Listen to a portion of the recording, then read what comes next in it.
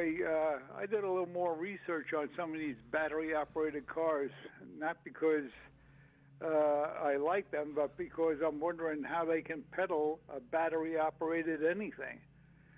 Your cell phone, you got to either charge at night. Every night you plug it in, or if you use it a lot, or even my flip phone that I got, I have to charge like every other day or every 3 days. So anyway, what I come up with these batteries for cars is, unless they got something really brand new out there that I don't know about, is the batteries age. In other words, they tell you 300 miles on a charge. Well, after a year or two, it might be 275. After another couple of years, 250, and like that. They just wear down until eventually, like a flashlight battery or anything else, you got to open up the flashlight and pull out the battery and put some new ones in. So my car next year will be a 20-year-old Mercury Sable. Still runs fine, no noises, no squeaks, nothing. Just maintain it and keep it going. Sonny. And Sonny. You know, what's the actual mileage on that Sable? Because Matt and I think it's somewhere below 40,000 miles. Oh yeah, it's about 36.9 now. You know what? Sonny's going to be able to sell that Sable for 3 times as much as he paid for it. Yep. Yeah, that's it. I keep riding it a little bit more every time now. But the batteries are batteries in these cars, and battery is a battery, period. The earlier batteries, I can remember right after World War II, and everything, the submarines that go alongside a submarine tender, and they would take these things out. Boy, the battery was as long as about 8 feet long, and they had options on a submarine that if a cell went dead, they could bypass that cell because the wiring on it was external from cell to cell. But anyway, they had to replace those also, and they did it on a tender, submarine tender. It was often funny to see a side of a ship open up and a big crane, like what the heck is it? It's not a big, iron I-beam come out, and then the traveler would come out on it, and they'd go right down and take these batteries out of it after, of course, you had to take deck plates off and so on and so forth. But anyway, get back to the cars is, I don't know. There's no such thing as perpetual motion. Not yet, but they're working on it, Sonny. They're working on it. Well, the closest thing to it would be the satellites they sent to Mars, or. Well, I got a perpetual watch. I got a watch that as long as my arm's moving, it doesn't need batteries. It runs, and you don't have to wind it. You don't have to wind it.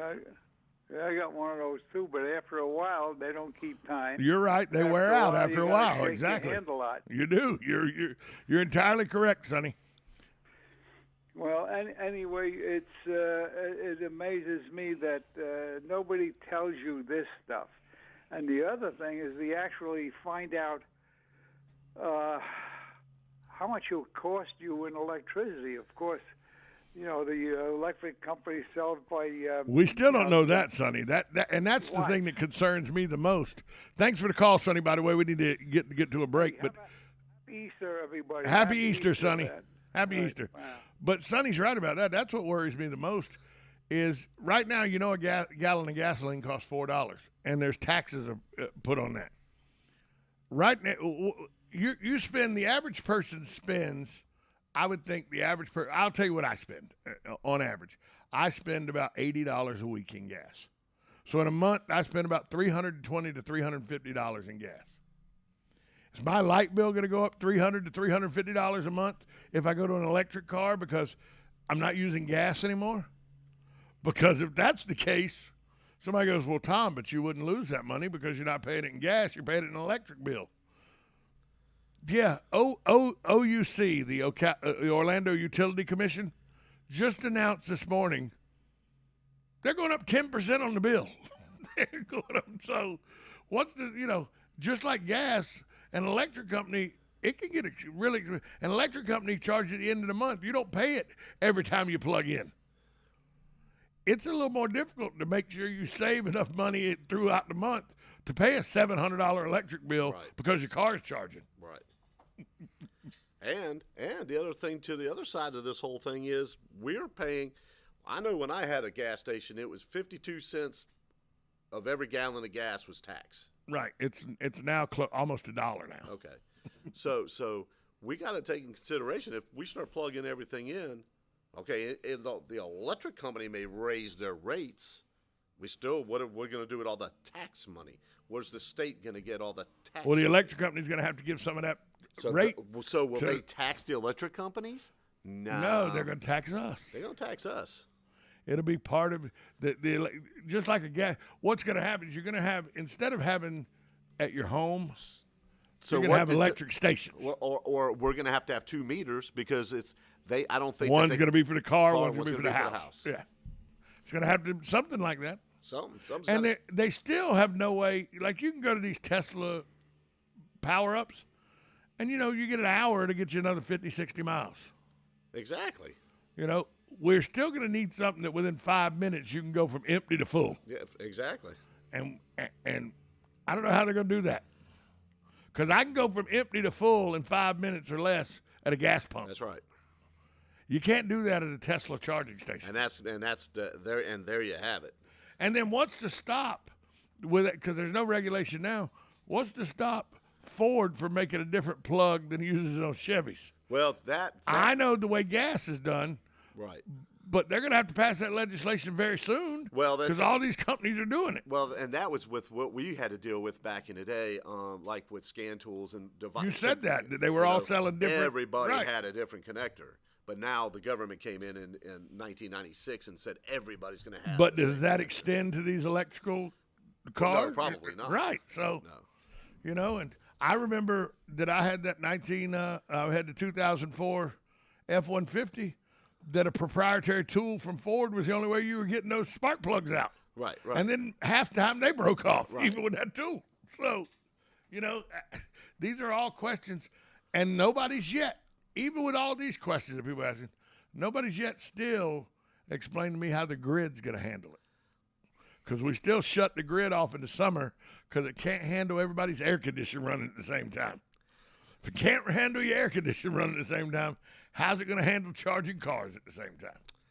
That's a really good question. There's a lot of unanswered questions. And nobody's asking that question. Nobody's asking about, can the grid handle it? Everybody's quick to go to electric cars, but not a soul has said, the grid in California going to be able to handle electric cars? The grid in New York City going to be able to handle electric cars? Because, by the way, the grid in New York City is one of the oldest grids in the country. I can imagine so. There are parts of the New York City grid that are 90, 100 years old. Wow. You telling me that's going to handle a charging station? Just saying. Yep. Things that make it go, Things that make you go, And the whole industry will change again. And you've already been through a huge change when the industry went from carburetors and distributor caps and points to fuel injection. Yeah. Oh, yeah.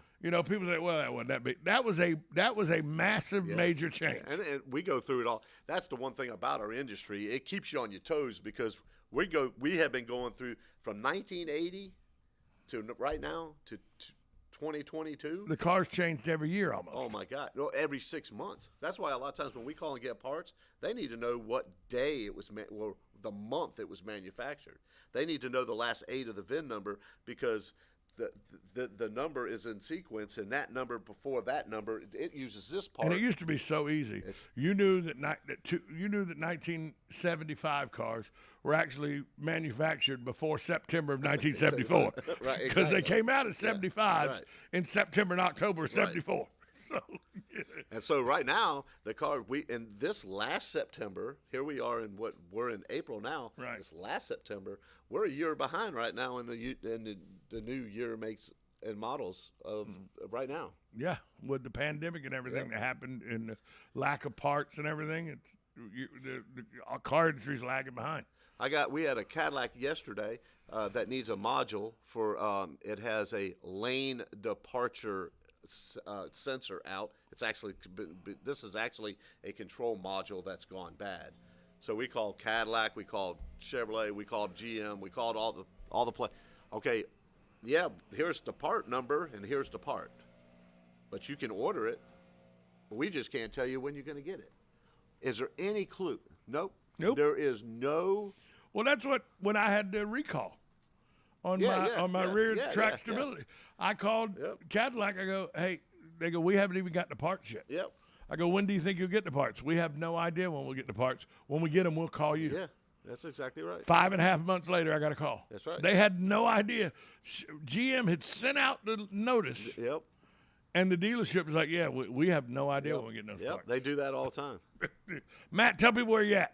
You can give me a call at 352-690-1993 or come by and see us at 1800 Northwest 10th Street. Matt Gibbs, Sunrise Auto repair with personal care with Sunrise. Matt, talk to you next week. Yes, sir. We'll be right back after this timeout. You're listening to Ocala Talks on 1370 AM, 96.3 FM, The Source. Broadcasting from the Ocala International Airport, this is WOCA AM, W242CA FM, Ocala, 1370 AM, 96.3 FM, The Source. USA Radio News with Lance Pry. President Biden will be in Menlo, Iowa later today and is expected to announce his steps his administration is taking to address rising gasoline prices across the country. His plan includes the Environmental Protection Agency issue an emergency waiver permitting year-round sales of E15 gasoline, or ethanol gasoline. It should be noted ethanol gasoline burns dirtier and creates more ozone or smog in the atmosphere. As India has been soft on Russia for its invasion of Ukraine, President Biden and Prime Minister Modi conference called each other Monday. White House spokesperson Jen Psaki describes the conversation. This was a constructive call. It was a productive call. It's a relationship that is vitally important to the United States and to the president. I would not see it as an adversarial call. Thanks for listening. It's well appreciated. We are USA Radio News. What is the difference between collagen protein and a whey protein? Pure collagen is an incomplete protein that supplies amino acids which support connective tissue repair. However, what determines most of the connective tissue synthesis in the body is the level of growth hormone. Children have wrinkle-free, plump skin and agile joints not because they're eating collagen every day, but because they have high levels of growth hormone. Low growth hormone levels results in wrinkles and diminished connective tissue health. Consuming collagen does not overcome this. Cold sterilized whey protein powder from grass-pastured cows is a complete protein and supports connective tissue health as well as glutathione production, immunity, detoxification, combats inflammation, supports muscle size and strength, energy, fat loss, and more. Connective tissue health is dependent upon proper nutrient levels, how clean the cellular environment is, and optimal levels of growth hormone. To learn more about a true fountain of youth protein powder called Green Meadow Whey and how to support youthful levels of growth hormone, go to bestwayprotein.net. That's bestwayprotein.net.